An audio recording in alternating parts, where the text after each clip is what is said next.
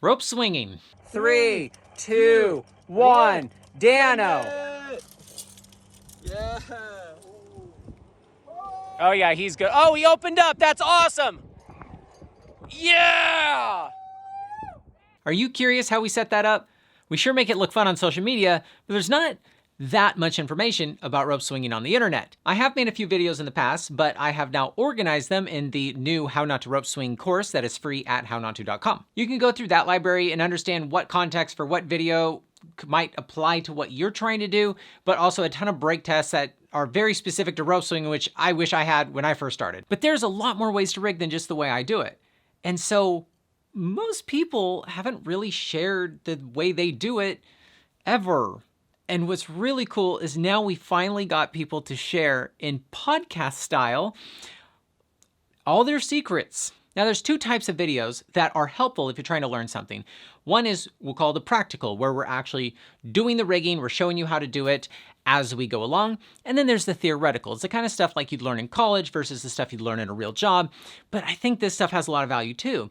And so I'm finding that doing a podcast where you just sit down for like an hour or two with people who are really good and have done lots of these rope swings tell you accidents that they've seen, or the ways they'll do their span differently, or how they'll do the fulcrum depending on where they're going to be hauling and how they haul, and issues they've had with hauling, and issues while having clients or just for fun. Since this is quite a complicated topic, the way we broke down the course is the beginning, which is just how to plan things. You got to plan. Rope swings don't just rig themselves. And then the how not to rig part. And that just kind of gives you a lot of context and what is a fulcrum. And just if you don't know anything, that'll really help make the podcasts make a lot of sense. And when I talk to these experts, I'm going to ask them, how do they rig their anchor? What is the span made out of? What is the fulcrum, or where you connect the rope to that span? And your jump ropes, how you set those up, how you connect them to the jumper, how you exit, how you haul, different ways of setting up A-frames, hang frames, or whatever in order to get people up and over, or just ascending out of there, and accident reports. So there's all those topics will be consistent through all of these conversations that we're having with all these experts, and they're all going to be summarized within the How Not to Rope Swing book. Now this is 100% free, and all of our information will always be free. I never want to paywall something like that. But what's cool is I found a way to make it super sustainable enough. I started a store where I stocked the things in my warehouse. I put them in the box with help to make sure you get them the day you order it. And you can check that out at hownotto.store, which will eventually merge with hownotto.com once we are fully open. Right now, you have to sign up to the emails to get the password to the store. But once we are fully stocked and the website is more than super good enough, we will be opening that to everyone. Now, I'm working on a video that I know is probably going to get a lot more views than this. And that's okay. I'm not trying to serve the algorithm, I'm trying to serve my audience. And sometimes I am going to serve really well just a few of them.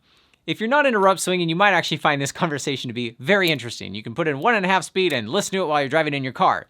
But if you're a rope swinger, or want to be a rope swinger, or even have rigged rope swings before, these conversations are gold. The stuff we talk about is the in-depth stuff, the whys and hows you think. I just wish I had this stuff when I started.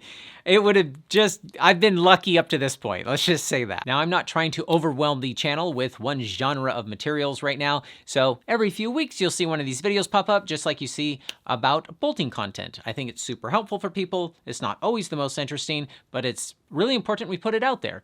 But we can always do the fun ones in between. So enjoy, buckle up, and get ready for Andy Lewis. Have you guys ever rope jumped before?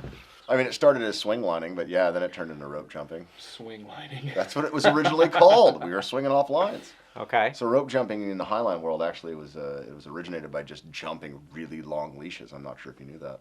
That's all rope Do you swinging remember has ever been. Do you remember what the swing line, the original swing line was? No. It was Yosemite Waterfall. Oh, going off the waterfall? Yeah, I jumped into the waterfall with like a 60-foot long leash and just washed myself off the falls. How'd that go for you? It went well. Better than how today went for you. Today went great today. I didn't die. It was awesome. I did swing on some ropes, though. What's the, and some branches. What's the difference between rope jumping and rope swinging?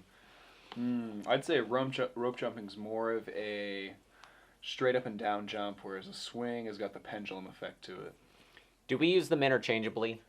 Or is that just a me thing? I feel like most people call it rope swinging. Rope swinging. Yeah. I think rope jumping, doesn't really exist anymore. Well, there's a whole world out there that we're not a part of that goes straight down. That's But just not that's true. not what this course is about. I don't believe it. So there's 4 aspects. There's a couple aspects we're going to focus on. One is anchors. Taylor's got a whole different method now that I like. But how do you guys build your anchors? It's like a highline anchor? I would say we build our anchors depending on the environment we're given. So you guys, what's your environment you're most often rigging in? I would say we're most often rigging in the desert of Moab. So bolts and A-frames. Bolts that are pretty far away from the edge. Not too Sometimes. far, but yeah, within... Further than Yosemite. Yes, but I have never really rigged a rope jump in Yosemite. Oh, you're missing out. I know. I've rigged swing lines.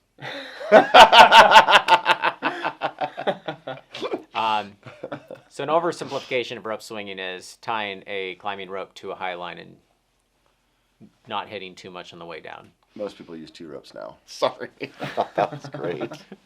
So This is going to be an excellent episode. Dan Osmond jumped with single ropes back in the day, and Double fishermen together. and his rope. That's what I did to jump on mine. Yeah. Yeah, but you had 2. I had 2. Unbelievable. Well, Literally. 4. This is what I jumped on. Yeah. Get that in here. I can't untie this. You can, 100%. No, because I pulled it 8 to 8 to see if it would break, Oh, and it didn't. and it broke in my fresh 8. Now And it's so just cinched. now it's super cinched. I bet if we washed it a couple times in DDT. Feel that. It's integrated. Oh yeah, I got that. I can get that out. You have the entire episode to do it. Really?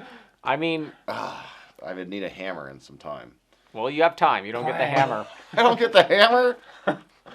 Oh, God. It tastes like. Listen, you already have 1 chip, too. Actually, You better relax. Yeah. Okay, here, take this.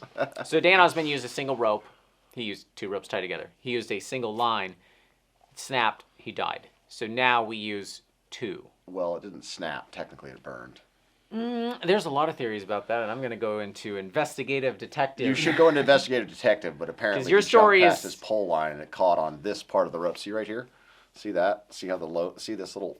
There we go. There you go. See how this has that V? So he jumped and his pole line came right here and went that. See, if you joined me on this project like you should have, Yeah. like I told you to, Yeah. you would know that's probably not likely because this is 100 meters away from me jumping, and a U shape can't magically be over That's that far. because Anchors. What do you do about anchors? Do you rig like a highline anchor? Yeah, typically in Moab, we're rigging highline anchors, equalized static rope off of bolts. So is that a BFK you just... Mm-hmm. BFK? Exactly. Do you have your web locks? Do you have whatever you're connecting to it over the edge of the cliff?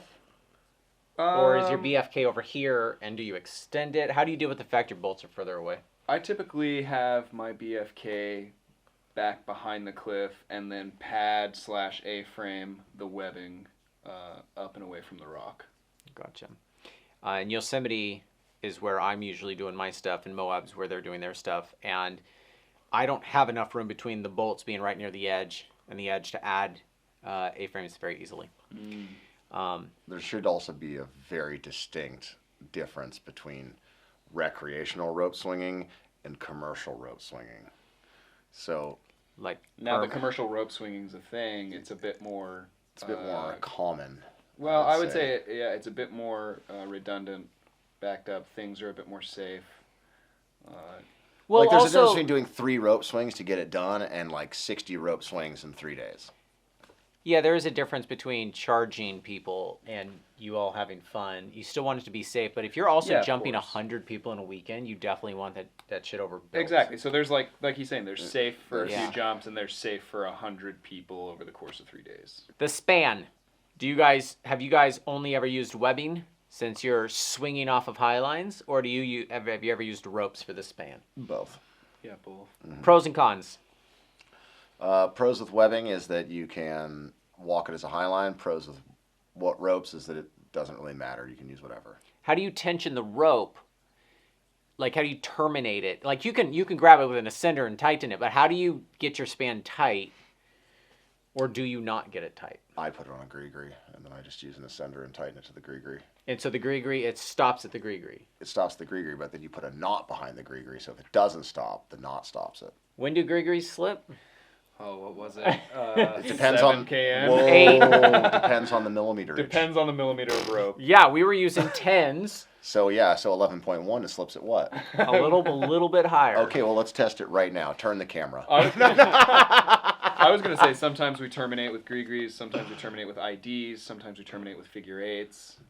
All are good options because of the force you're seeing. It's not high enough to cause breakage in any of those. Yeah, especially if are you using static or dynamic ropes for your spans? Static. And Usually. I would say whatever we have. I was going to say, have you ever put that much thought into it? I honestly, I Yeah. put so much thought into it that now I know that you don't need to put that much thought into it. We've experienced. The problem of using a very dynamic rope or a very dynamic webbing in the span is if it stretches too much and if you're getting too close to the ground, you risk that going and dropping. With ropes, you can tension both. Yeah.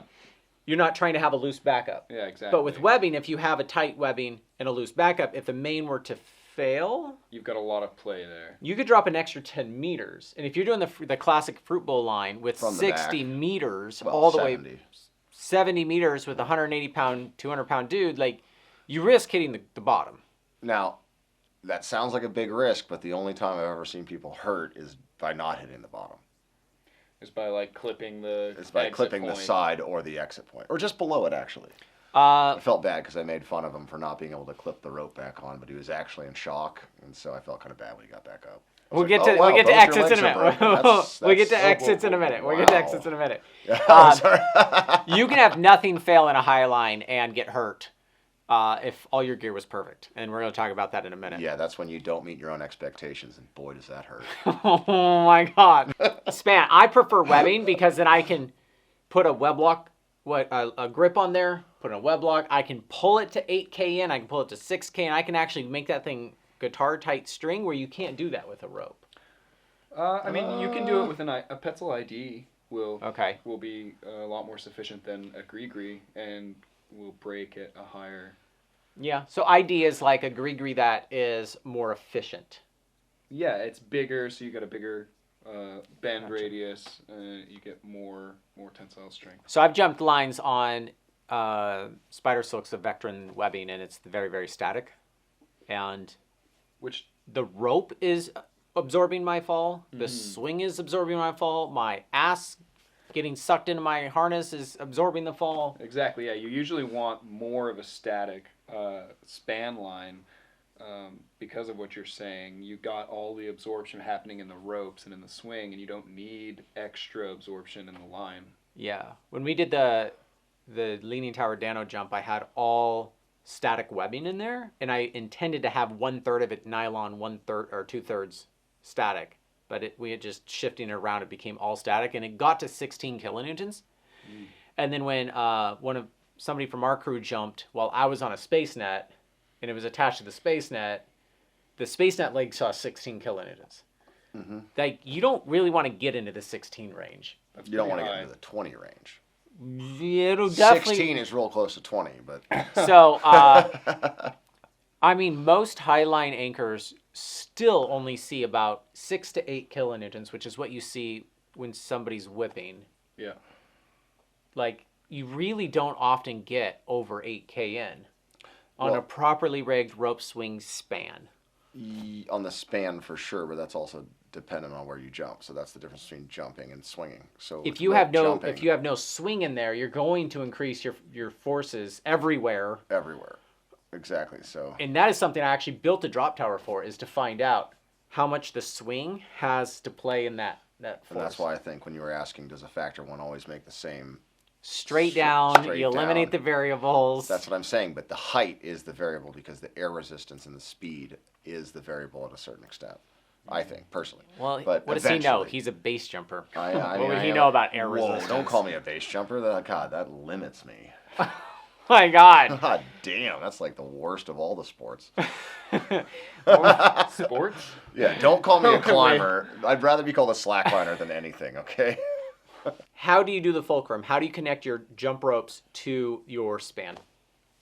There's multiple methods. Usually we will take sewn loops and connect them via soft links like steel soft shackles to a bomber ring or 2 bomber rings or a rigging plate or 2 rigging plates, and then tie the ropes directly to those. It's kind of like what you did, you know. You put the things together. We kind of stole your idea. Have you been keeping up on my new ways of doing it? Absolutely not. Yeah, I didn't think so. Wait, you don't watch every video? I try my best. Yeah, we do that because we're hauling, and you don't need to change your fulcrum point. If you're jugging and you need to move the fulcrum point over to the wall so that the person can jug out, that's a completely different method. So so a lot of this starts archaic. A lot of this starts to change as soon as you have to decide how you're going to come back up or if you're going to go down. If you have ropes as a span, it's harder to come back. Whereas you can jug up a rope and then line slide over, in theory. Yeah. It's a bitch, but like I wouldn't want to do that on ropes if I could avoid it. Yeah, it would be harder on ropes for sure, but you can still do that with, bigger pulleys, a kootenai or whatever. Yeah, jumping with bigger stuff. Huge. If you plan on traveling the span for any reason, it is nice to be on webbing. Yeah, exactly. We had one of our people jump on 2 strands of paracord. Yeah, we were testing to see how much paracord it would Where take was the to paracord? hold. The paracord was at the jumper, in between the jump line and the jumper, backed up with loose figure 8s. Okay. And at first we tried just figure 8s with a single strand, and it snapped. And then we tried. It did snap. You know, light scale 3s aren't that expensive. Well, they didn't exist at this point. Oh, this Yeah, is human testing before. Yeah, this is archaic methods. Yeah, this is archaic. This is before you even had the sign up for the line scale 3, which I finally got mine. Oh, good. Yeah, that took a while for some reason. So then we tried a full loop with Fisherman's, and it held. Yeah, I mean it's gonna hold over 2K in, right? Yeah. Yep, just Exactly. about. And that's all the jumper is gonna see. But we'll get to that in a second. The fulcrum is kind of like the black box of rope swinging. Usually, like, you can watch a rope swing and be like, oh, they jumped on a high line. Oh, they used climbing ropes. Oh, they had this exit point. But you don't always know how that's connected. Rigging plates is one option. But if you have a haul line and you're trying to, like, do the haul system we'll talk about, sometimes it's nice to have something about 1, 2, or 3 meters away that's holding up the haul line so it doesn't get wrapped around the jump ropes. Mm-hmm. Well, it's actually holding up the paracord. It's holding up the paracord that's holding up the haul line. Mm-hmm. Yeah, so it's your haul fulcrum. It's the haul fulcrum, because if you're going to have if you're introducing more complexity to it, you kind of want to spread it out. But that's not how they're doing it in India. Yeah, they actually Well, have They have a completely different method. a completely different method where they We grab can the cut middle. to that right now. Snip, snip. That's that different video. Sorry, I was just trying to lead into his. But yeah, so Look, what we just found. click here, follow here. Okay. What we found is when you had the ropes attached at the same point you had the paracord attached that was lowering the haul line, it would twist. It would twist a bunch. Yeah. And then when you haul it up, you try to lower your haul line back down, and it was just stuck. So you'd have to traverse out, untwist it, and it just became too much. So.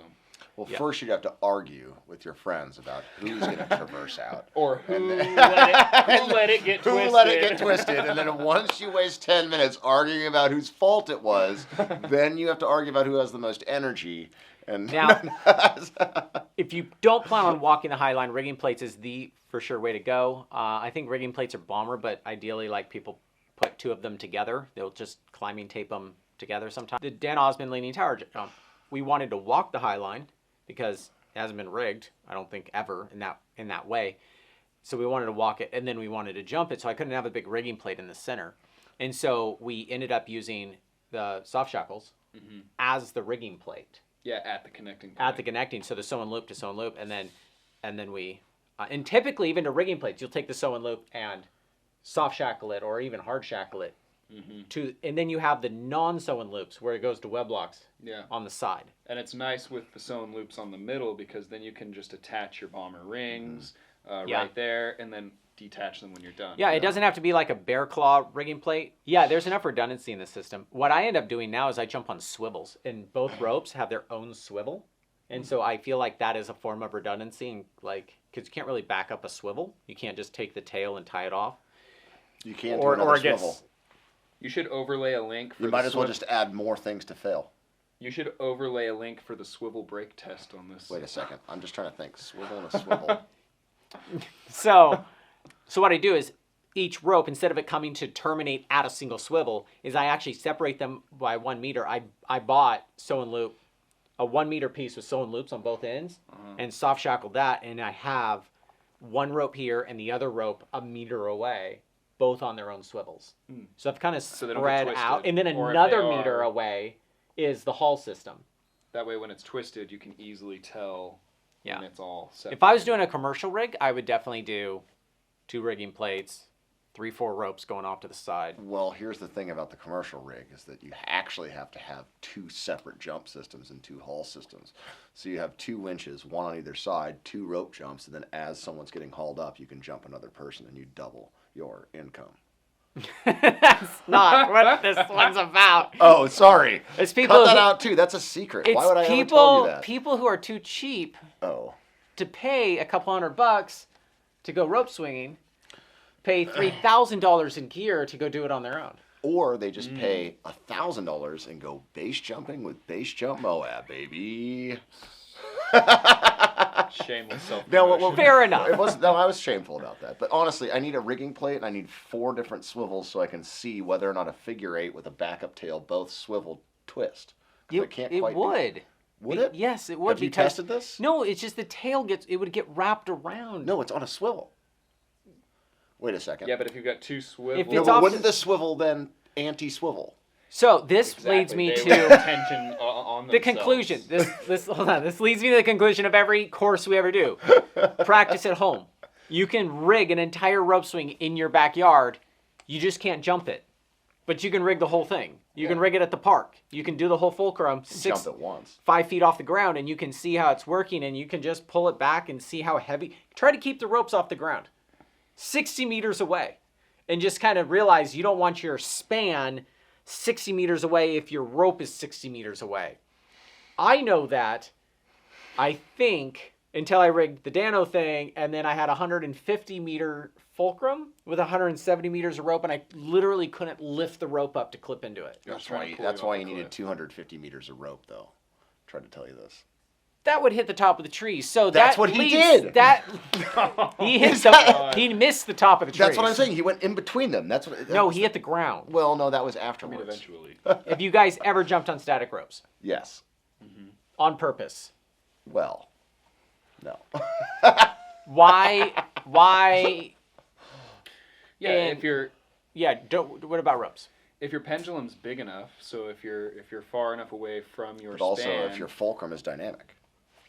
Your span, yeah, your so if span could span is absorb. dynamic, Yeah. The swing will absorb. Yep. So you can get away with a semi-static rope. But if you've got more swing than you do drop, it doesn't really matter. Static ropes have enough stretch in them to where you put 60 meters of static rope out, you're still going to have a soft It's swing. not even really about the stretches. You never actually have a shock load. Those are myths sometimes.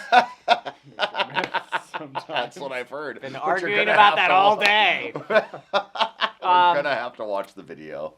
The problem is, when I was on the Space Net that the rope swing is attached to, I already took all the absorption out of the static webbing, and so there was nothing left there, and it launched me out.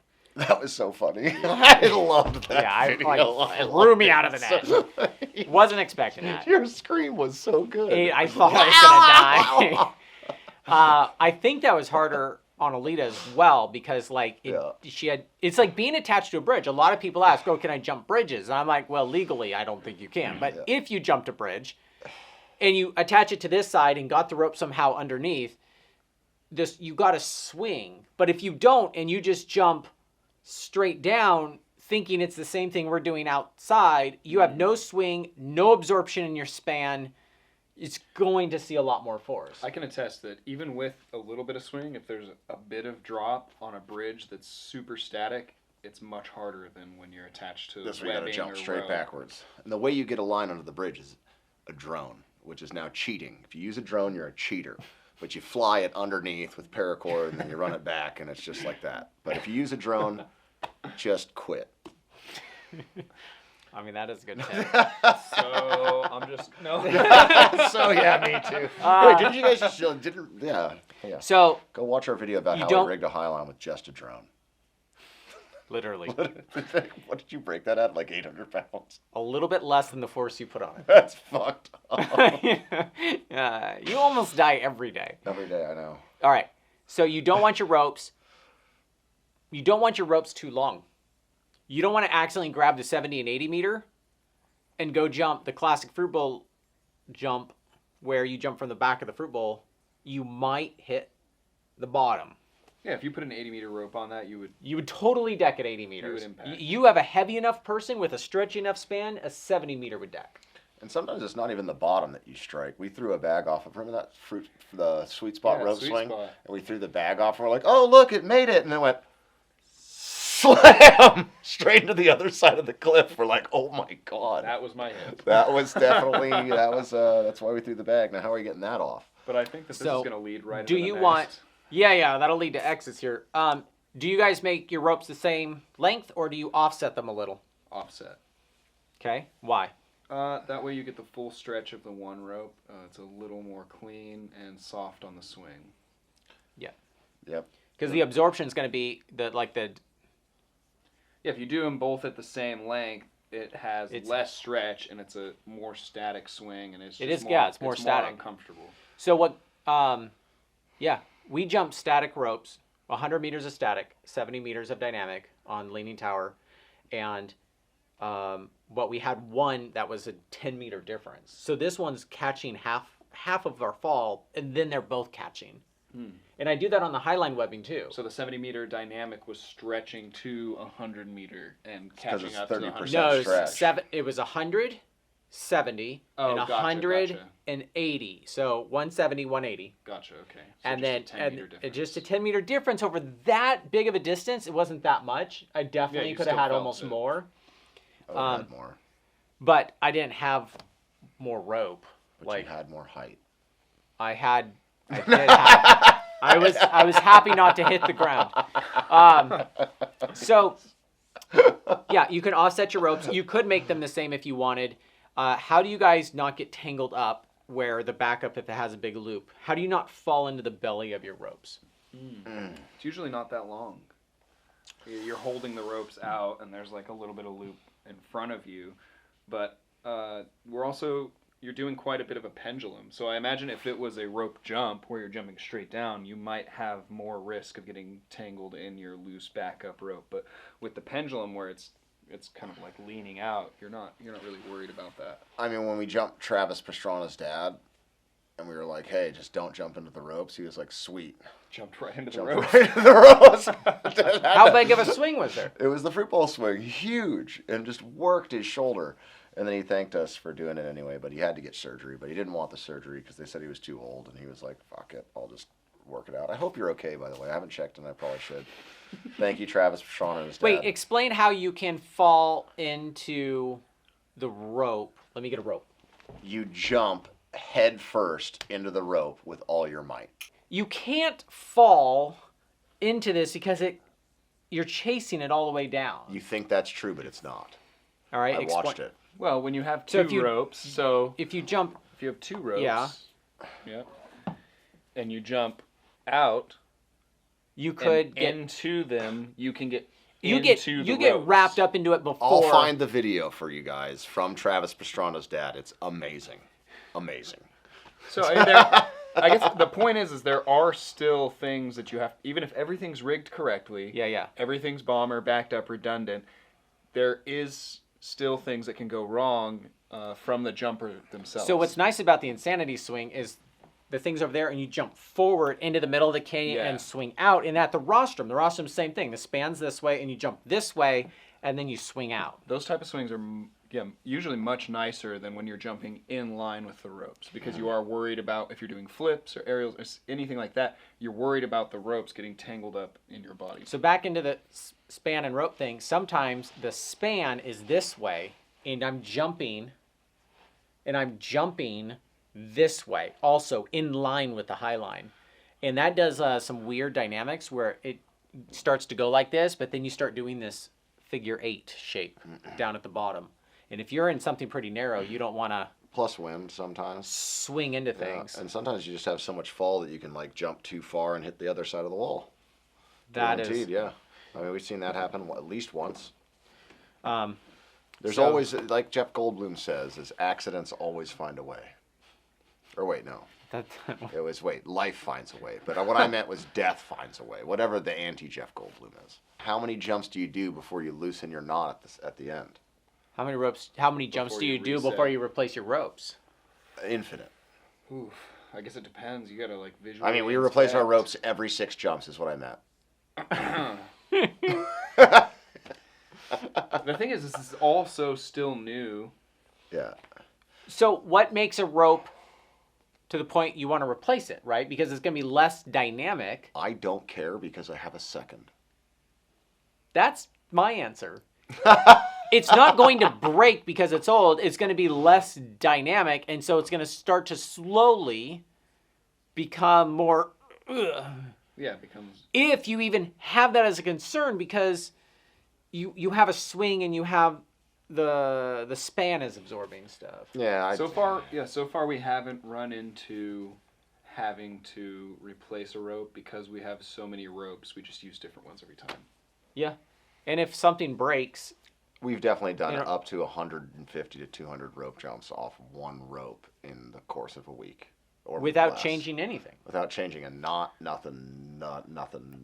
Does that ever, not core shot, what's it called when you can pinch the rope? Yeah, it's called, like plasticifies, kind of. Yeah, it's just, your core's effed up. Oh, not the core. No, it just. It's just, it's a flat rope. It makes it look like it's a Yeah, Lego. when it doesn't do the U, it Yeah. it What- pinches. Yeah, I think it's still if you called- do I it think enough. it's still called cord shot. It's still called. So it'd core be, shot. if you can push this together and doesn't have a teardrop right there, it's core shot. It's a flat rope. Does that ever happen to your ropes because you've jumped too many times on the same knot? That's something I just brand new learned. Never even knew that happened. That could be a thing. No, I'm just Good joking. thing you know. I was like, You know more than Andy Lewis. If you're trying to hold the rope over the edge to tie somebody in or clip them in, like, Well, the rope abrasion's one thing, but actually the rope beats the rock in Moab. Yeah, honestly, in that's Moab, true. like we So don't you got to deal worry with about a lot of you abrasion. got to worry about where you're bolting because I'll those tell bolts. you what, I tell you what. 3 feet away from where I tied in was fuzzy in Yosemite. Well, Yeah. fuzzy, abraded. Well, that's why It was usually- 5 jumps and it looked worse there than anywhere else. Well, on that's the why road. you use 1-inch tubular. You thread it. setting where you're doing lots of jumps, I'd say 50 plus, or a commercial setting, it would be smart to sleeve that end of the rope that's constantly rubbing or could rub on the rock. What about people getting, because they just sometimes fly off, they don't hang on to it. So can you fall in between the V that you're tied into? Can you fall in the middle of it? I would say Yeah. yes. And so I don't think I've ever seen it, but I'm not going to discredit how some idiotic rope human swings beings can be. have had like fire hose for like, let's say 10 feet, Yeah. just so no one can do something stupid, not I just still for think you abrasion. should go through it. Well, yeah, Fires higher over up. both of them. Higher up, yep. Yeah. You can still get wrapped up in it, but there's less chance of going through the ropes. We had one time where we had a guy who pulled up and put the rope. Remember that one? It's the guy pulled. I don't know exactly, but it cut through half of one of his jump ropes when we pulled him up. And I was like, "Oh my God, look at What that!" cut through it? That's The what I'm trying. paracord. The paracord. So that's what we were finding is the paracord was wrapping around the Was jump that what it rope was? so much. Let's talk about harnesses real quick. The kind of rope swinging we're doing, we're using climbing harnesses. I like to use big wall harnesses. They're a little bit beefier, but you can, I think, use any climbing harness. Yeah. And Plus a chest harness. not always. We'll get to that in a second. Some places use full body harnesses where they have the dorsal connection in the back, where it's a big loop right here. Where if you were a dolphin, you would have a fin, and that is A waste of time. great if you're doing a commercial setup. The problem is you cannot reach your rope and self-rescue or ascend the rope. You have like no control having the rope behind you. I think that they're still attaching at the hips with those full body harnesses. They're not attaching at the dorsal. They do when they clip your feet together and you get to Superman. It's pretty cool. It depends who and where you're jumping. You can jump. Hips is what I did when I jumped the portaledge. They connected me in my hips. So I wasn't just on the portaledge. But the portaledge is what they were main connected to, and I was very loosely connected to hips. Gotcha. But most of the time, we're just connecting to the harness right here in front. Sometimes we use a chest harness. When, why, how is that important to you? Chest harness? Yeah. Mostly chest harness is important to me because it prevents the scorpion. And also we jump a lot of kids. So kids are the hardest part because they don't really fit harnesses. So by tying a good chest harness, then you don't kill the kid because people don't care about kids. I mean, I don't, but I mean, Oh my God. most people do. So, do you use chest harnesses? It depends on the person. Yeah, if it's a person that's not used to this scenario, like their first time, they're not a climber, they're not a slackliner, they're not used to harnesses, then throwing them in a full body or a regular harness with a chest harness helps because then they can just kind of flail off the edge and they're not worried about scorpioning. Yeah, they fall out of control quite a bit. Yeah. They're like, I guess I'll just put my legs like this. Yeah. Yeah, so like I was saying earlier, even if everything's done correctly, if you jump wrong, you can still fuck up. Death will find a way. So, how do you connect to the chest harness and the harness? Do you connect like a big bowline? You connect both, or do you tie down the center and then connect to here? Usually carabiners. Yeah, usually the chest harness has 2 attachment points when they come together, and we'll carabiner through that and then straight to the belay loop. So if you you're stand, you can't stand straight up, It's got you kind of scrunched forward which that is way. what you want when you're hanging at the bottom of the rope. Exactly. It supports you so you don't go. So it's so fun to watch though. That's I have why I don't fed- like the chest harness because the scorpion's so awesome. I have That fed the hurt. rope That hurt a lot. down and then connect, or I've tied it down and I've gone through and I've tied the entire thing. And on Dano, we ended up I wore a swami throughout the day, and everyone used my harness. We never untied the harness because it was tied in so integrated with the line scale because we were trying to measure that. Yeah. So this is the difference I was talking to you about: commercial versus recreational. Yeah, you don't take So your harness for off every commercial. time. It goes click, click, click, click, and you're switched. Yeah, So that's the difference right there. Then we're also auto not locking, testing. triple auto locking carabiners. I don't 2? like either of them. Non-locking, and you just reverse. It's fine. Okay. No, definitely don't do that. Locking carabiners, 2 of them, steel. 'Cause Yeah. we don't Why steel? I see Well, a lot of because- people do steel, and that has a risk of like. So the thing about steel hitting you. is that How Not to Highline is going to have this new cyclical loading machine. and There's you're no gonna- cyclics Oh, in a rope swing. You have one sickle. no, but the thing is that if you pull an aluminum beaner over and over and over and over and over and over and over and over, To 8 kilonewtons. yes, it will eventually break. Over 1,000,000 times. You don't understand how much business we get, do you? We jump a lot of people. You don't even I do think rope that- swings for I a think living. Oh that- yeah, you're right. I think Base that jump, Moab, ultimately- baby. Ultimately, steel carabiners are stronger, more hardy. You can toss them around. They take wear better. But also the versus- most important part about steel is It stretches. not that. It's that in a rope swing, you have this moment of being in the air. We have weightlessness. And it is like the carabiners like this, and it's perfect while you jump. But then if it does load sideways, steel will always outdo aluminum when it's cross-loaded On or the gate. tri-loaded or anything on the gate. And Fair- that is why you use Fair steel. enough. So how many times have you gone through a rope swing, looked down, and both your carabiners are sideways? Which- I hate to admit this, but quite a few for me. Yeah. But carabiners, opposite and opposed, aluminum ones. A single one would cross-load at 8 kilonewtons. You're only getting 2, Yeah. and you have 2 of them. Yep. And if they're auto-locking, so they're not gonna like do that weird carabiner magic trick where we open it. I just don't like too much heavy stuff. The line scale 3, by the way, if you ever jump with one of those, you want it as close to you as possible. So you double wrap a soft shackle to your 2 hard points. You don't You don't want, want that approximately right here. Like this.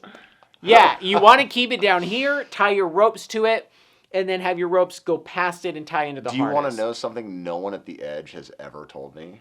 What? These steel beaners are too heavy. It's usually something depends. about I don't want to jump or a lot of profanity. I think Or can I do honestly- this? That's because you can drive up to where you're jumping half the time. Whoa, If whoa. you're We have to walk like 10 minutes. if you have to jug or if you have to climb a big wall to get where you're jumping, I'd use aluminum. Yeah, I honestly wouldn't wouldn't do it. use- I just wouldn't do it. I just wouldn't go there. I'd tie directly in. Fuck I was gonna say you just tie directly in. You avoid the carabiner because you I'm can't. going to a different spot. You can tri-load a rope, like a knot. You can pull it. every That's which why way, we it use doesn't shackles that matter. are soft. That too. Yeah. So, normal climbing harness, maybe chest harness. You tie into your 2 ropes. They might be offset. They go to a fulcrum, maybe spread out, swivels, and use dynamic ropes. If you're not sure, just use dynamic ropes. You should have enough clearance between you and the ground to have a little extra stretch to make that experience a little softer for you. And how do you know that? On the exit, time to talk about the exit. Yeah, let's Rule talk about number 1 exits. is always go second. That doesn't mean your friend jumps first, even though that's kind of what you might believe from that. Yeah, always jump the person you don't like. Guaranteed. Always jump second. Throw a bag. You're like, Bag of Jerry, a couple rocks. You're first, sorry. The problem is the hull bag. If you're going to throw a hull bag, which we've tested, straps are super bomber. Yep. I destroyed a hull bag Yep. for that reason. Yeah. It blows the bottom out eventually. That took a Eventually. lot of weight, shock loading, in order to get it to do that. You can throw a hull bag with rocks in it if you have the hull system already attached to it. And that's kind of the problem, is that rope that you're pulling back up with is kind of like attached, falling in the process, which is kind of the only shitty part about that. What we found is if you are hauling from a spot that is similar or closer to your fulcrum point as the jump spot, you can just haul the ropes with a carabiner attached to the ropes, and it will Eventually make it. it will just pull the ropes until it comes back up to you. So if your haul point is further away than the jump point, yes, you do have to have the haul line already attached to the bag that you're throwing. Yeah. But if it's closer or same length away, then you can just clip a carabiner on the ropes and pull the ropes to you until eventually the haul line Yeah, gets so to you. normally you in the hull system, you'll have a piece of paracord go to the span and hold up this rope. And then usually you lower it by adding more paracord until that rope gets down to the jumper. They clip, and you pull them up. But you don't If really the need to bag clip. doesn't clip, you could just Pull bag. lower it and then just pull, and it's kind of It's gonna create a vector. And a little The vector. hardest part is when it gets to the very end and you have this angle from the rope swing over to here, and then if the rope is already over the edge, then you're just pulling this angle where the person's pulling up over the edge, and you get all this weird drag. Yeah, then you That's have the to only- haul that's the the- bag. Could you jump or throw a 50-pound bag and get the information you need? No. If you're looking for just trajectory, yes. If you're looking for if it's gonna stretch and hit the rock, no. You want a human-sized bag. At least 100 pounds. Yeah. You just definitely don't want to use a camelback. There's Ooh, a is that great too story soon? about this on Corona Arch. God damn. What? Yeah, where Yeah, Memorial Day weekend. Everybody counted everybody down. 10, 9, 8, 7, 6, 5. Brain splatter, baby. Yeah, they tested with a camelback is what I They heard. did test it They tested it with a camelback. for trajectory. I'm not really sure how they tested it or why they tested I it think like they that, just but- knew that they needed to test. They didn't know why or what they were testing for. So a lot of accidents happen from trajectory. At least one. And ignorance. And where does... What was the story you said where you thought it was fine and then it hit a wall? Sweet spot. Okay. Yep. Yeah, we were testing a new swing, and we were looking for an exit point, and we were throwing bags like one should do when you're testing a new swing. And we tossed the bag off, and it swung, and then boom, hit the wall. Well, it swung out, was totally good, but then on the backswing did the figure 8 thing you're talking about and just exploded. Yeah. Which Yeah. would have been your hip under your arm. I mean, personally, I would be fine, but I think everybody else would have And he's been. like a cat. He probably would have It's like, oh god, it It's was made of rubber. What's the risk in throwing a bag? losing your bag. losing your bag, not being able to haul it back up. I mean, all of these things are retrievable, but it kind of becomes a pain in the ass depending on the haul. Honestly, the worst thing about throwing a bag is when it goes right and you should have just jumped. Well, if one of our first rope jump videos we put out, we have the ropes piled up right next to the cliff. Yeah. So zzz, does that effect. And if you get caught in the bag and pulled off, not pulled off, right? You're going to have a personal anchor. You're going to be tied into the cliff, I assume. Yeah, And if your foot was stuck in it or your personal anchor was wrapped around and you throw a 150-pound bag of rocks and it's connected to you in any way, that would suck. Or if the rope that's flying off the edge, it gets caught around you, you're going to be like Pirates of the Caribbean, where they get sucked off the ship when the rope comes off. So, like with a lot of these sports, slacklining, rock climbing, rope swinging, whatever, rope management is super important. Because it's like, it happened. There's nothing you can do about it after that. After you push. It's also pretty funny when you exit the rope swing and your leash that you used for safety is still clipped in. Yeah, so Taylor said, "See you later, bitches." Jumped and never took his personal anchor It was off so good. and smacked a rug. Like, it's pretty edgy, too. I Like, thought it should have made Friday Freakout. Even though it's off-brand, it was still so on-brand. You know what I Love mean? you, Taylor. yeah. We do. We love It you was- so much whiskey, so much. It was funny because he didn't get hurt, but I'm surprised he didn't get hurt with that particular rock shape and exit because it is overhanging. So you can I'm- still be really Well, hurt he's- emotionally and He's not Taylor. physically. He's like Andy. Yeah, made of rubber. He also only fell about 36 inches. That can hurt more. That can hurt a lot. That was like a Hurts in factor here. too. It hurts in Yeah, here. he could have broke his elbow. on That's that. like everything someone's afraid of is falling from above their anchor onto a personal I only anchor. fell about to here today, and it was scary. What causes scorpion? What do you do in a jump that could cause you to fall backwards? Number one thing I would say is by not just having the rope in your hands like Yeah, this. a lot of people think they can just exit and it's going to be fine, but you want to be catching on the rope in like a seated kind of chest forward position, especially if you don't have a full body or a chest harness on, because otherwise if you're loose, I mean, it's still That's- some force. You're going to whip. And if you're swinging, that swinging action could actually make you go like this. Yeah, even more so. Yeah, so like It's- it's soft. I would if say you- it's more the 2 seconds before. Because you jump and you're like, I'm so stable. Oh, no. Oh, God. There's And a now lot of I'm nails in scorpion. that wall.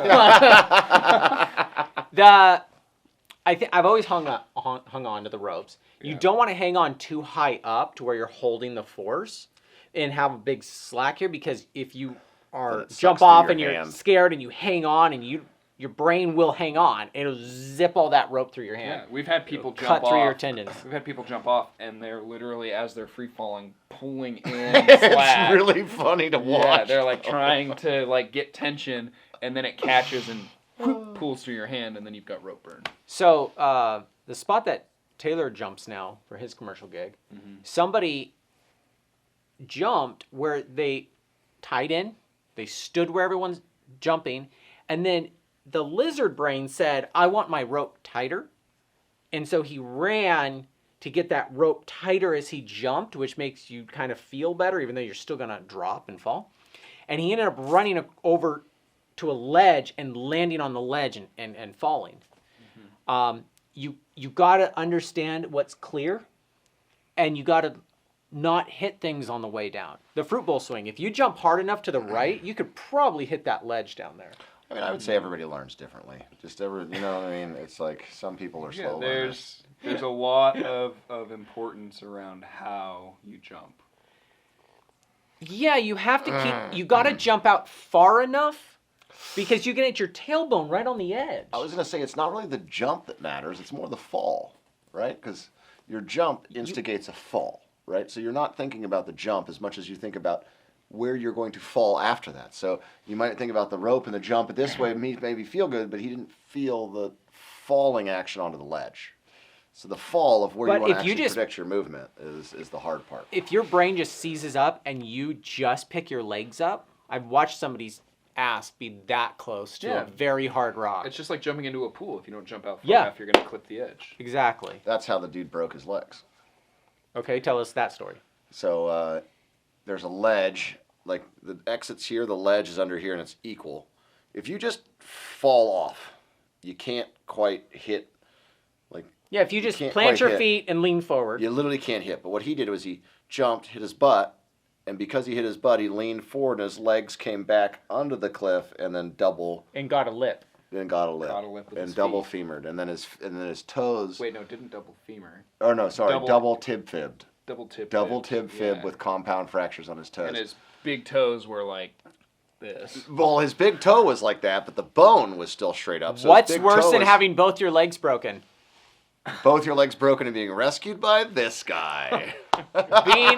Being at the bottom of a rope Rope swing, swing. still waiting for everyone to take their time to lower the paracord. Not only that, but having the paracord lowered and then having this guy make fun of you because you don't know what you're doing because he doesn't know your legs. Well, that was are the thing is broken. nobody knew he hit. Okay. So then he was just down there at the bottom, fumbling, legs broken, and we were just like, "Guy, you just clip the rope. Why aren't you just clipping the?" And both his legs were broken. Yeah, in shock. 100%. RockyTalky.com/how not to. 10% off.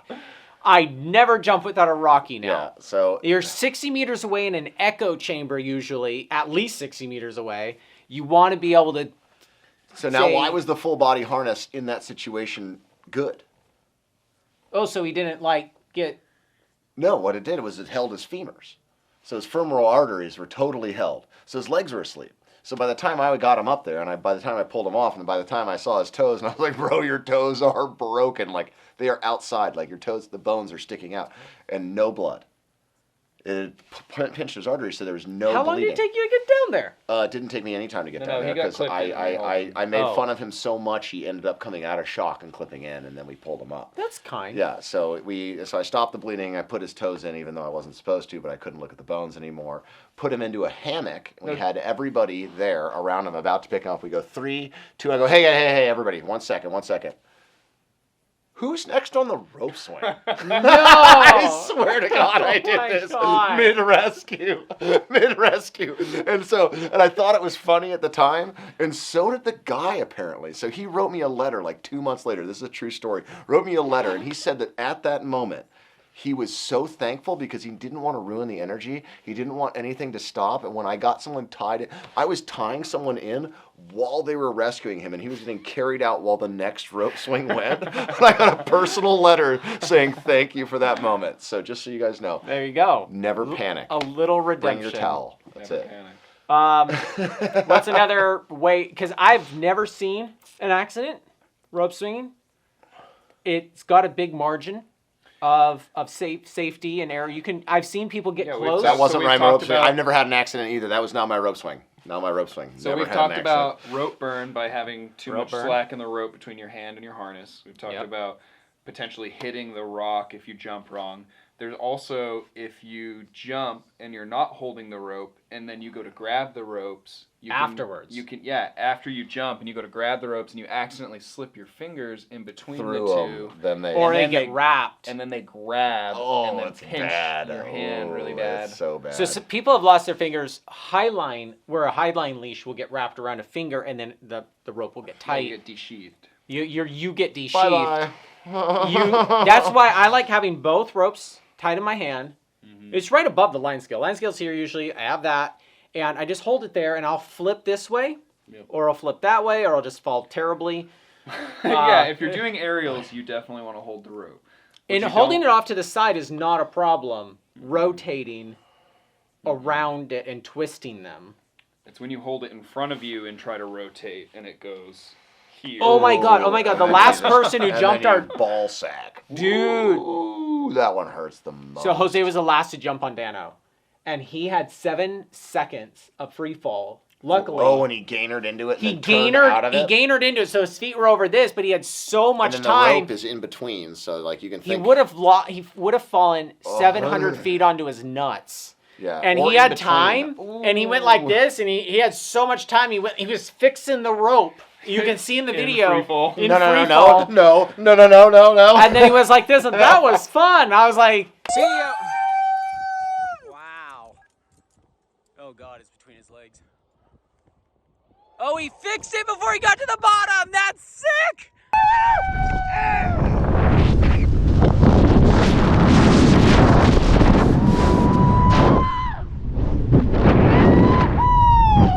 That was epic. I was editing that footage and I was like, what happened? What just happened? Now that does happen highlining quite often, where you fall. A flipper whipper. A flipper whipper, yeah. Yeah. But a Just- flipper whipper that's 700 feet tall is kind of like, I don't know what would happen. It's gonna Like, hurt something. because It's either it's- gonna hamburger or it's gonna pop. I'm not really sure which one, but I don't really want to find out. But it's either gonna squish or. what happened on Corona Arches? What happened on Corona Arch Like, is be like real about it. Like, don't make a joke about it. Yeah, I just took the wind out of your sail. Corona Arch is actually a super easy rope swing. Is what happened. So Can you walk to the top? no, you can't walk to the top. There are steps that are hacked into it, and they're Moki stepped out. And we actually one of the last times that we rigged the swing. Remember that when that girl got the bloody nose from the camera she had right here, and it knocked her in the face. So basically, we went to not Looking Glass, Corona. We went to the Corona Arch. We free soloed up this little rock step. We go over there. There's a party of 6 that's sitting there. They'd been there for 6-7 hours. I can't remember how long, but it was just accessible enough to where anybody can access it. But the thing about it is it's an arch like this, and you have to take the rope and go under the arch back to the other side. Same like a bridge. Same like a bridge. Okay. It's we call it a spliff in Moab, which is a span cliff. It's like a span, BASE, base, span, earth. So we call it a spliff. And so if you take the ropes from one side, go around the arch, and you tighten it straight to yourself, this is actually why we learned how to separate the ropes so one length is longer than the other. Okay. Sorry, Richard Webb. He was the first one that we sent off, and I was like, oh, this isn't safe. Rule number 1. Don't jump first, right? Sorry, Rich Reb. I knew that way before you did. But both ropes were tightened straight to him, and then when he jumped, he got a heck of a whipper, and it was okay, but it was hard. And what does that do when it's a high force? What does that do to you? To you, it just Does it make you feel like you were in a car accident? yeah, It's kind that of. It whiplash. just stops you. It's just it's not the speed or it's the stop. The stop is always what kills people. The fall doesn't hurt The anybody. fall doesn't hurt anybody. It's the sudden stop. Sudden stop that gets everyone every time. So on Corona, the thing is that it's really hard to understand that you need to tighten the rope all the way, and you have to look and have it go all the way under the arch perfectly. And if it does, it's super easy because you just go, oh, sweet, it's totally tension. And what other people didn't know was exactly that. People like this guy and some other people like Devin Graham, that had millions of viewers, they never really actually presented the facts of how you want to do the rope swing. This was purposeful. We didn't want people to know how to do it because this is how we made money for a long time. Money is kind of important. So the more you tell people your secrets, the less money you can make.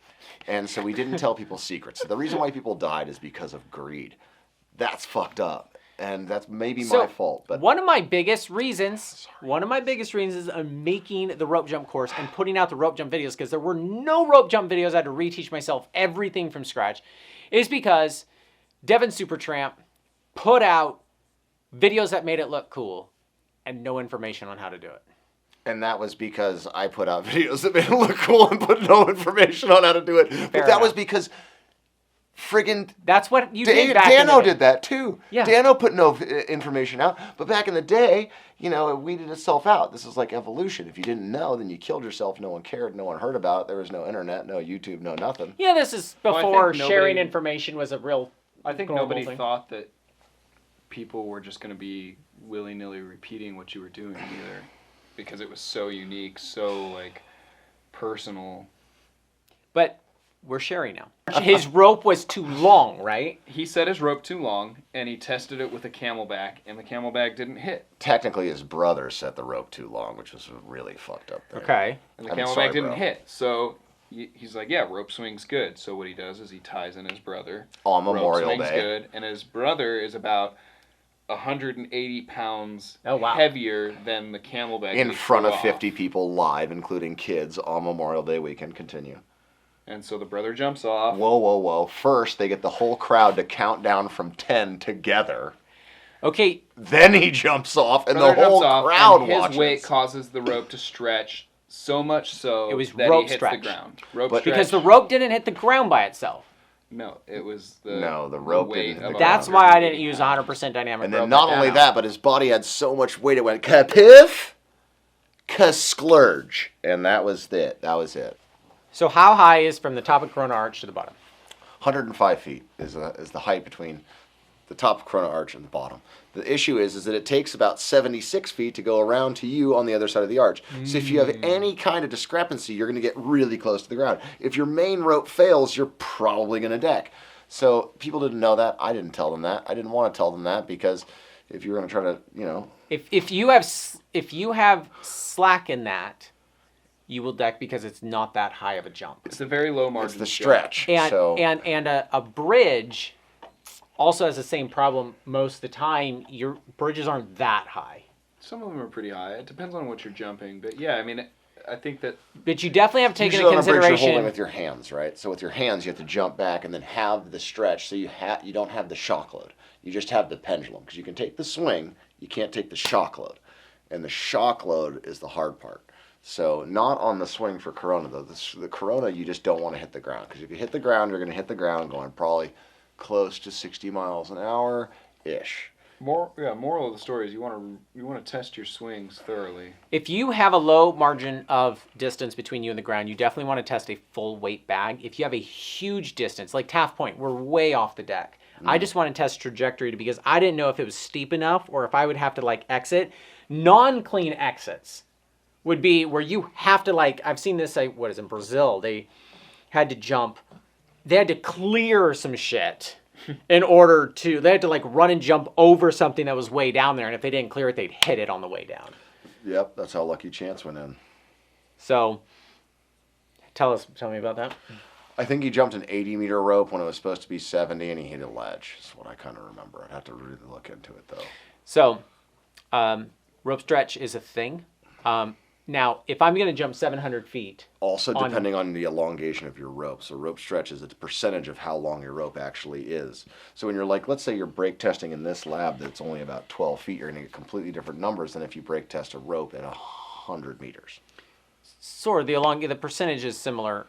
The thing is, ropes stretch double before they actually break. And it also diminishes in return. So the more that you stretch your rope, let's say that you take a 100-meter rope and you stretch it to 350 feet, it's going to go back to 102 meters. You stretch it to 354 feet, and it's going to go back to 105 meters. And so slowly your rope gets longer and longer and longer at rest, and then you can't stretch it, and it just snaps. How many metric inches is that? I don't know how many metric inches it is. I think it's about 400 stone. If you do a 700-foot rope swing off Leaning Tower, 700-foot rope swing, and it stretches 30%, you're risking hitting the tops of the trees. But you don't get 30% if you're only seeing 2 kN. But I was seeing 5 kilonewtons on. So it's that's why I jumped to static. Where do you get the furthest stretch? At the very base. Well, it depends on Not true. When you hang on, when the handle's backed up to the backup rope, you can feel that the force is right here and then right here, where it's changing the direction of your body.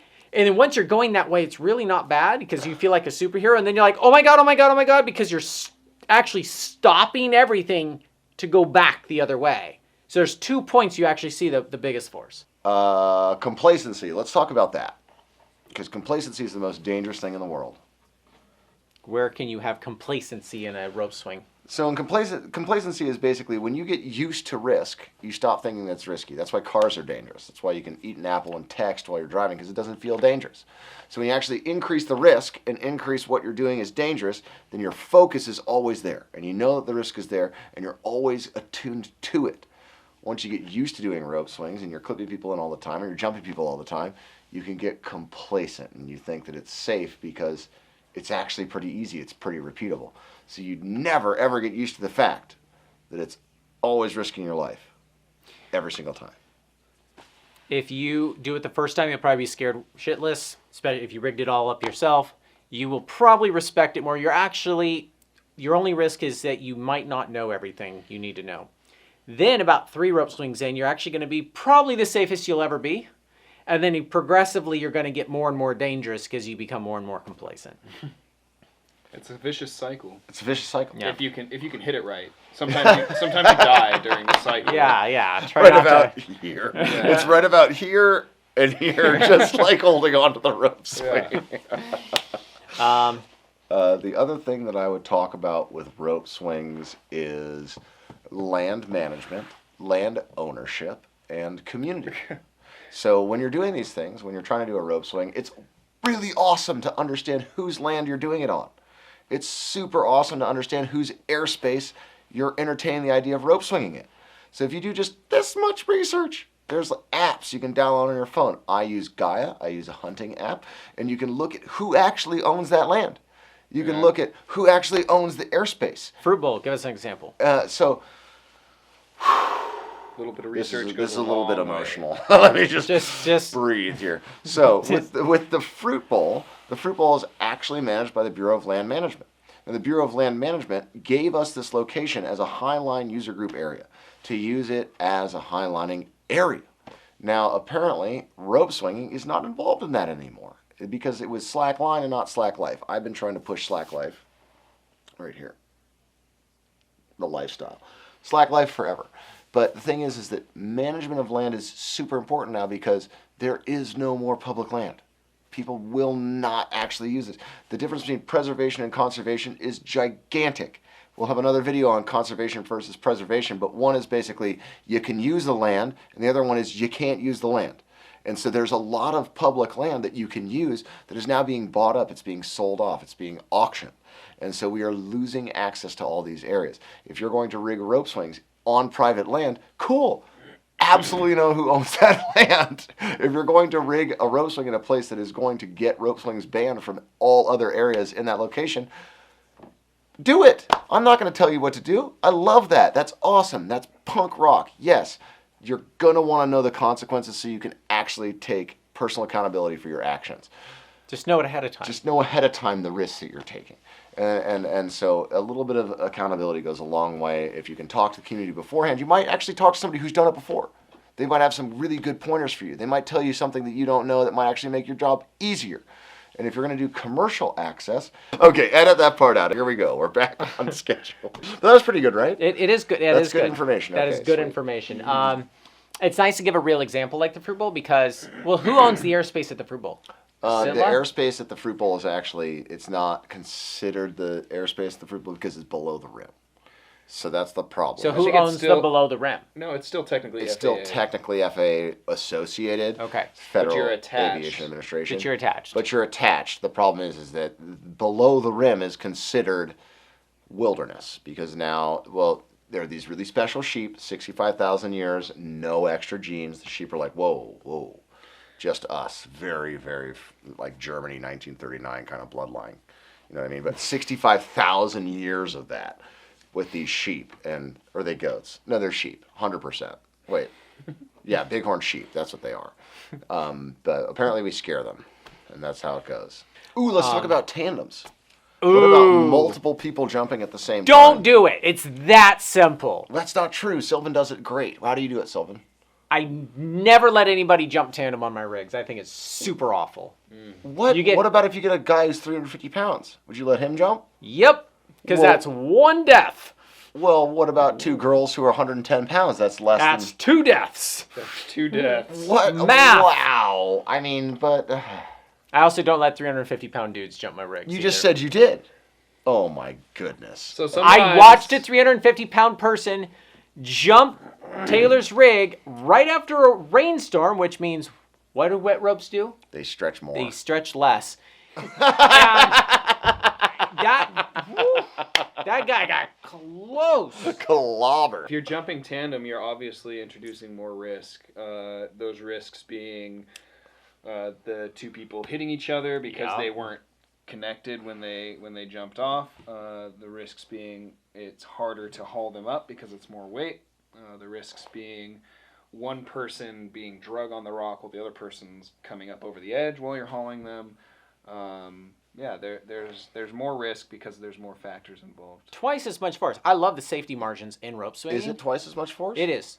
It's twice as much force. Depending on what? How heavy the people are? What if it's 2 kids? Isn't that just as much force as somebody else who's... 2 kids, you're not risking the force. But you're risking 2 lives. 2 100-pound girls, you're not risking the force. Okay, but well, you're what's risking the cutoff everything then? You else. said, whoa, you said 2 deaths versus 1. 2 deaths versus 1. 2 people hitting a wall versus 1. One person... But one person hits the wall before the other, so cushion. One person screwing up the exit for the other because they're like, no. Okay, well, what about tandem gainers? You ever seen that? No, tell me about that. Okay, well, It went flawlessly. It went flawlessly. Oh It was my God. amazing. I honestly thought it was a bad idea, but 2 people that have never Casey rope swung and before either. yeah, I mean, amazing. And they just nailed it. awesome. Totally. So what's the awesome. risk in a gainer, by the way? Ooh. I mean, we talked about it a little bit earlier, but there's the risk of throwing the rope between your legs, and then you get... What's the other risk? The other risk is landing upside down. Hitting your head on the exit. Hitting your Is what he head was on the leaning exit. towards. Oh, yeah, that's Yeah, a good one. 100%. Because if you don't jump out and then do this, Yeah. and you just do this, and you don't... knock yourself out. That's why when you're being and lifted you didn't by get a- to experience the swing at all. When Yeah. you're being lifted by a crowd and then you're thrown off, you also have to risk hitting your head too. Apparently. Put your hands out, you'd be fine. But, yeah, don't get too fancy on the exit if you're not... Well, let's say Comfortable. people wanted to do a tandem swing, even against all odds of it being dangerous. How would you tie the knots, Sylvan? Sylvan? Sorry. How would you tie in How do you two tie people? how do you tie those tandems in? Look, so if you go like this, What is going on here? Did you? you go like this. Oh. If God, this is that strand satisfying. gets cut, both strands all of a sudden become Nothing. nothing. If then you that, but if switch that strands. gets cut, I have not clipped one of these, and I've pulled just one of these. It Still cinches fine. up No, and up. it's Yeah. and that's why we do it. You do Yeah. it like this: 1 rope, 2 ropes, so it's still redundant. So you have one, and I have one. And Yeah, boom. Just Now like you're that. talking. And that's how you then would I'll take hold these this like this. two ropes. And then one person holds the 2 ropes. Yeah. You don't both hold a rope. One person. Yeah, holds yeah, you both don't both ropes. And then hold the rope. she held over to the side, and then they both Let did a go. gainer. And then they both gainered, and they did it flawlessly. It But was not amazing. everybody's going to do it flawlessly. Yeah. So tandems, yeah, I mean Yeah. it's not recommended. It is possible, but there are more factors involved which cause more accidents. Let's talk about hauling. It's Okay. been extremely impressive what you guys can do in Moab with either 30 people or these massive winches you guys carry in. Well, the winches are getting smaller. There's the integrated capstan hoists now that are like yay big that will haul easily one person. Are you talking about the gas-powered ones? Yeah. Oh, they take forever compared to like the Compared to the big welded-in framed- box yeah. with the 1.5 horsepower, and yeah, it's that thing all- will pull somebody up and it's fast. yeah. It's it kind of happens. fun getting pulled up that fast. Till the edge. But then we tried to use one of the smaller little capstans. And it takes 3 minutes versus 50 seconds. Yeah, it feels like it takes a while. You can use that if you have 15 people setting up, jumping, and you have a party there. You just have everybody haul.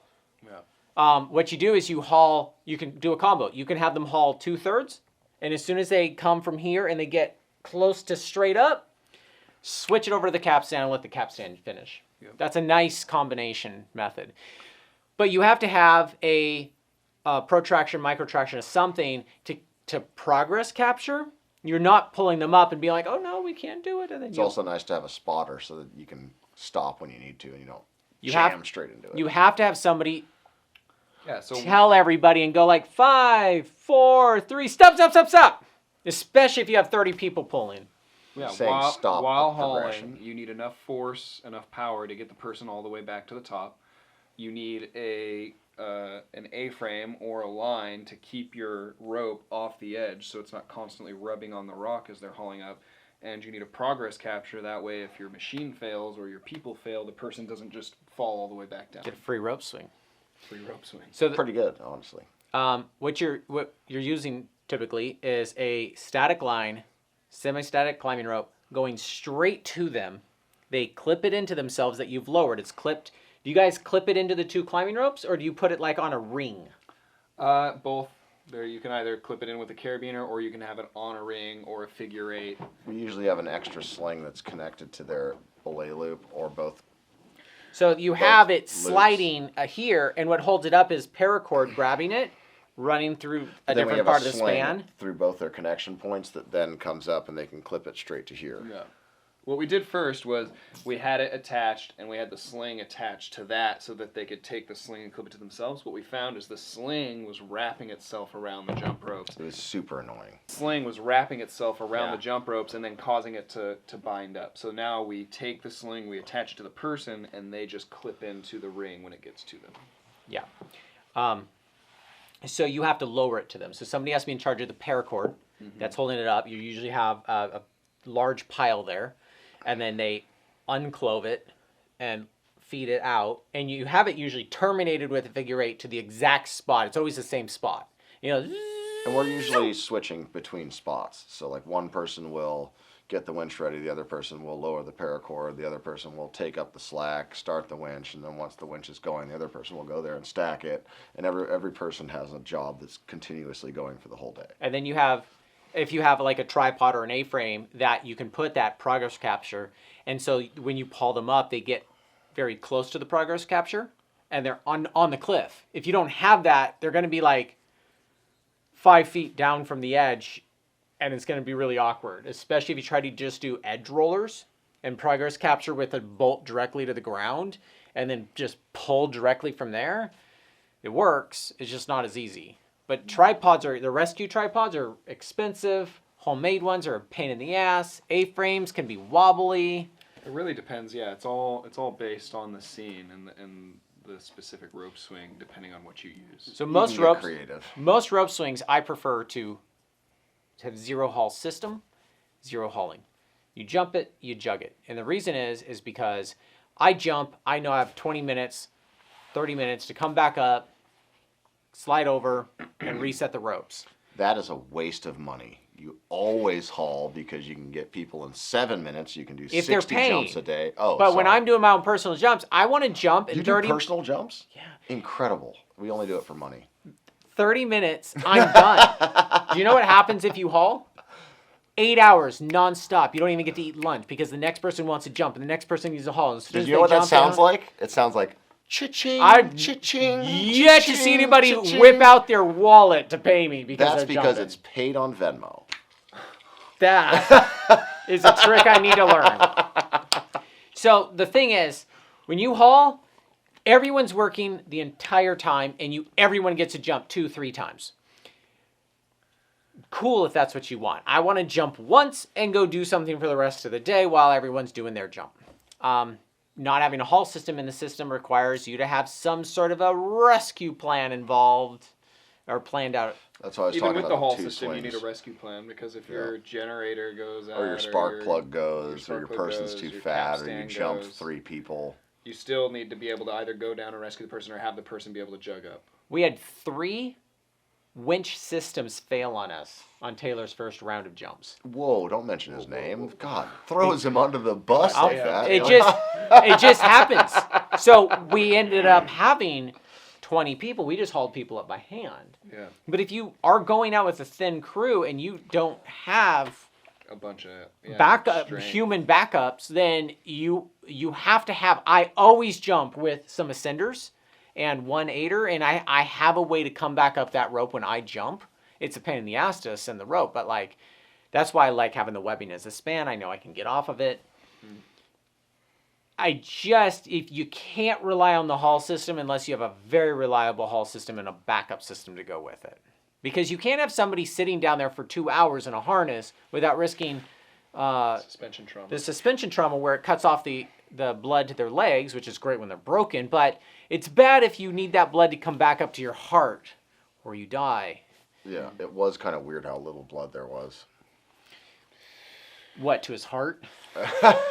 Just to his wounds. So, hauling is what makes rope jumping actually complicated. Rope jumping is nothing more than climbing ropes somewhere to a high line and not hitting stuff on the way down. That rope jumping is extremely simple. Rope swinging. When you start hauling, that's where you get into the really complex ropes going everywhere. And I saw one jump where the haul line was like right here and the exit was right here. And this doesn't move. and people were almost landing on the haul line. Ugh. Which could cut both your ropes. Shit, cut you in cut half. you in half. Yeah, it could really fuck your world. Freak your world. You totally freak worlds out. Yeah. It's like you gotta have rope management. Do you know why I think Dan Osmond died? Because I think he had a tagline to pull his rope back over. That's what I told you. And it crossed over that. That's what I said. It's literally what I told you. I told you. So what got caught we did on Leaning Tower, was we removed the entire haul system every time somebody jumped. And that Fulcrum was 100 meters away. The reason is because our high line was in the same direction as our jump. And when you're in line and your haul system is coming over here, you jump on the wrong side of that. I also was on a high line, slid out 50 meters and let go. And I almost let go on the wrong side of the high line. I would have nylon sawed through it. So when you're in line with a rope swing with your high line, your span, you don't want to have a complex haul system. You don't want a rope going over the other rope. Don't want a rope going over the other rope. So we slid out, removed it, and what we did is we had somebody slide out with a tether, like a 100-meter tether. Clip it on every time and then down. Slide out, clip it because it's easy to slide to the middle. And then have your friends pull that person back who's on a kootenai, pull them back, and then everyone hauled the person up because they clipped it and lowered it down to the jumper. Awesome. And it reduced all the complexity, and we knew there was nothing wrong other than the force was a little higher than we wanted. Now, if you did jump up on the wrong side of your pole line, where would it catch? If your ropes were double fishermen together. Right at the double fisherman, right where the tails kick out. Do you get what I'm saying now? You do. It's all clicking. And that's what happened. Rope saw to Dano. His jump ropes didn't land on its jump rope. His jump ropes landed on his pull-up line. On the pull-up line, and then got stuck in there. Slid to the friggin' double. You haven't said that up to this point. That's what I said. No. Check the footage. No. That could be a problem. If you have a big old knot there and you jump over another line, it's going to get stuck in there. But you can't have complexity in a vertical inline system. Hauling is a lot of work, winch or not. You need a spotter, a paracord person, a line manager, and a winch person. It's just like, it's fine if you're trying to make money and you're trying to move 50 people through a day or you have 30 friends who are stoked, but you end up working sun up to sundown. Just so you know, we only do 20 max per day at that location. Guaranteed. He doesn't even have a rope swing company. So... Well, we have permits for rope swing. Do you? Absolutely do. Do you? Where? And it's Taylor 100% 20 people max. Never more than that per Sweet day. spot? No, Looking Glass. Yeah. Oh, so you guys do, you can run commercial rope swings. 100%. Yeah, we have them. So you guys do rope runners. Yeah, we run commercial rope swings. Okay. I didn't know At that. specific spots. I thought you just run base jump Moab. So, Comprehensive adventure outfitter. wow.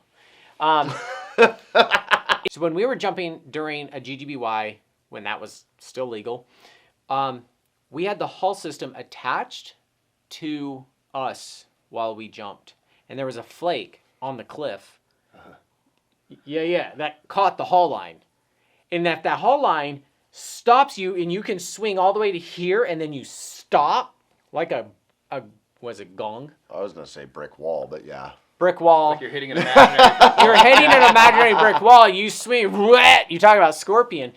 That's a problem. Luckily, our line broke. Also semi-problem. The whole line. The whole line broke.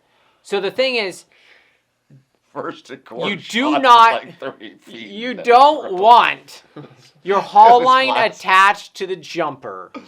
No. That's why we add that complexity of sliding it up the ropes, not all the way to the fulcrum. No, because then it pulls on the rope. Yeah. So how high do you pull those carabiners up? Ooh. It depends on how long the Your swing angle. is, but usually like 20 feet below the fulcrum. And have you ever had the ring or carabiners get sucked up because when they slide out, it'll pull it go up? whoop, Have and you ever then got it up. stuck? Yes. Yes. Everything has happened. All of it. And how did it get stuck?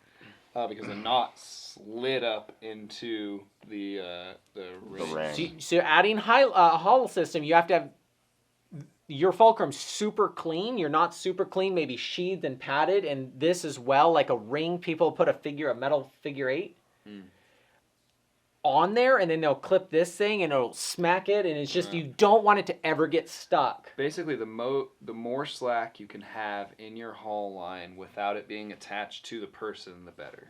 Or Because then having the it's- loop be jump-inable. Yeah.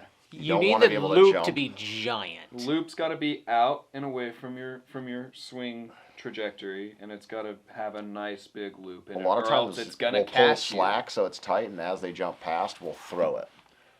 So back in the day, people would haul so on the fruit bowl, it would be this way. You would jump this way, and they'd haul you up to this anchor.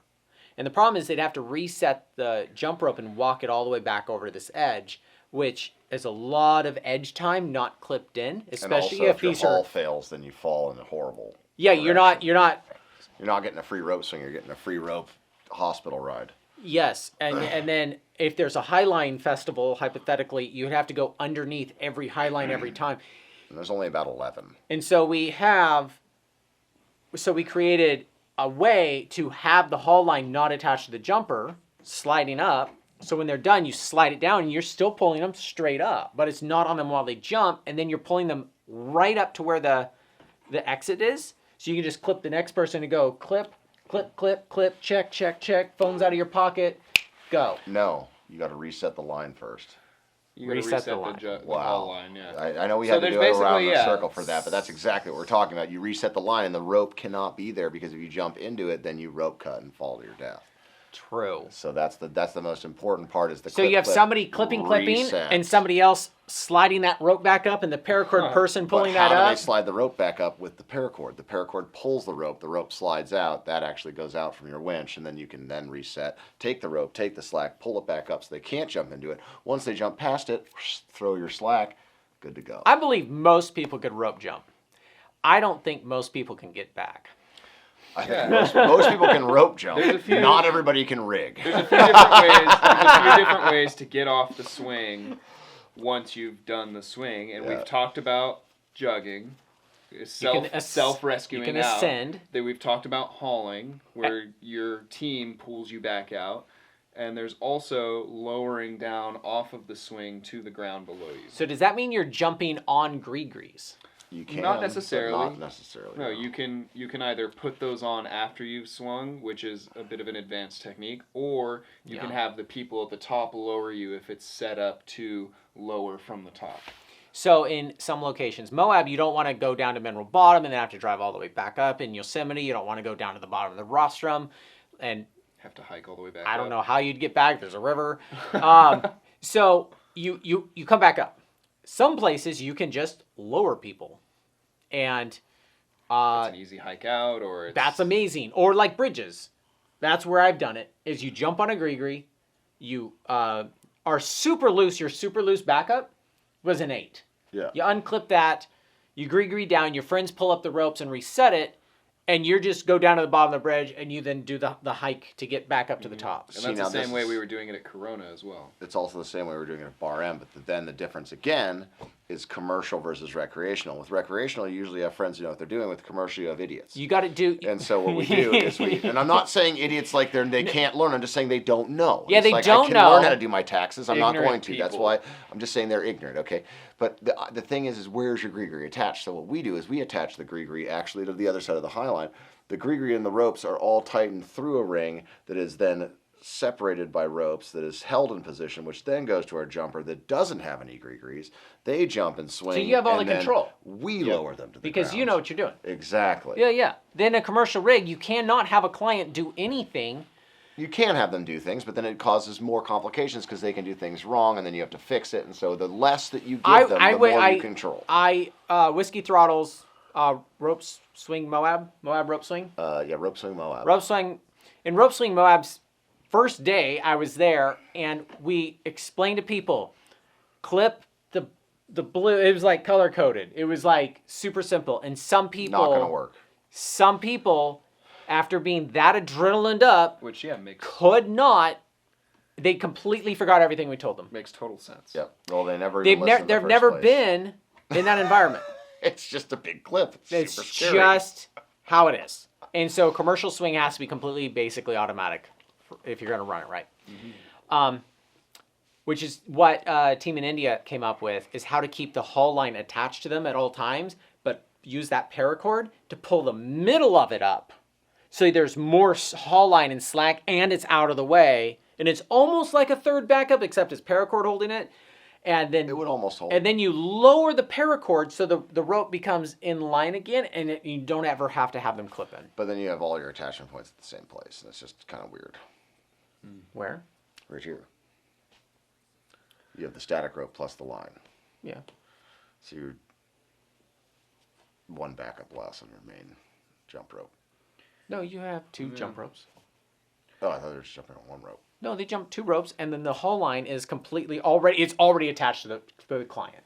Perfect. It has to be 100% automatic for Sick. their Perfect. It's requirement. also Love it. it's also situational. It just depends on the area, depends on the jump, depends on what you're attaching to. There's multiple methods of doing this, but So the point of having a long podcasty type vibe, where we just talk, is so you can get the concept of what's in our head of how we address things, and how they approach things like they do in Moab or me in Yosemite.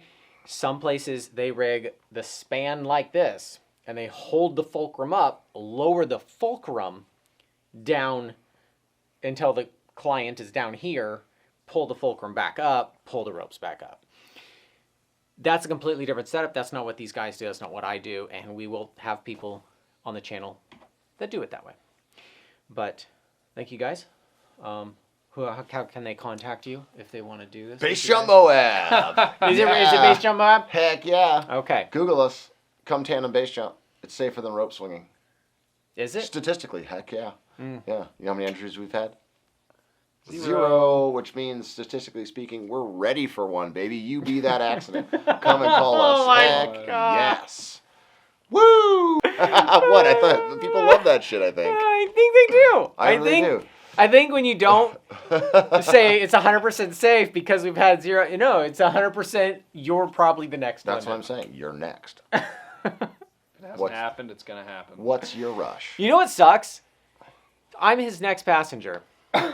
Oh my God, that's true. And you guys can see that episode on the next episode of How Not to Highline. Yeah. You can click here, and maybe here, and then right here for Base Jump Moab, right here for Discovering Moab. So you know, anything above this is out of frame. Oh, sorry. So, so you can't see this then. Oh, wait.